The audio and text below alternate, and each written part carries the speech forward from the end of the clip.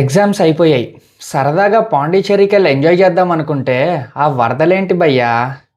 అసలు ఆ న్యూస్ ఇన్నాక మొత్తం నా జీవితం అంతా అంధకార బంధం అయిపోయింది. అసలు మాకు వేరే స్పాటే దొరకనట్టు మేము పాండిచ్చేరికి టికెట్లు బుక్ చేయడం ఏంటి? ఇప్పుడు అక్కడ వరదలేంటి, రెడ్ అలర్ట్ ఏంటి? ఇవన్నీ నాకు ఇప్పుడు మా ఫ్రెండ్స్ కాల్ చేసి చెప్తుంటే టెన్షన్ పడక మామ ప్లీజ్, కూల్గా ఆలోచిద్దాం రా. అసలు మెయిన్గా వెళ్దాం అనుకున్న బీచెస్, ఫ్రెంచ్ కాలనీ ఇప్పుడు ఎలా ఉన్నాయి తెలుసా?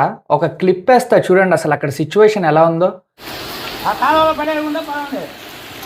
వాళ్ళు చూడ వర్షంలో తడుస్తున్నారు. జ్వరం వస్తుందని చెప్పరా. వర్షం బయట లేదు, నీ కళ్ళల్లో ఉంది. ఇంకా నేనేమనుకుంటున్నానంటే ప్లాన్ ప్రకారం ఫస్ట్ అరుణాచలంకి వెళ్ళిపోయి ఇంకా అక్కడి నుంచి ఎక్కడో అక్కడికి వెళ్ళాలి. ఎక్కడికి వెళ్తావురా అని అడిగితే ఏమో శివయ్య మనసులో ఏటనుకుంటున్నాడో నాకేటెరక. అయితే చాలామంది నువ్వు ట్రిప్కి వెళ్ళిపోతే మరి ఇంట్లో జంతువులను ఎవరు చూసుకుంటారా అని అడుగుతున్నారు. ఆ బాధ్యతలన్నీ నేను మా తమ్ముడికి అప్పచెప్పా.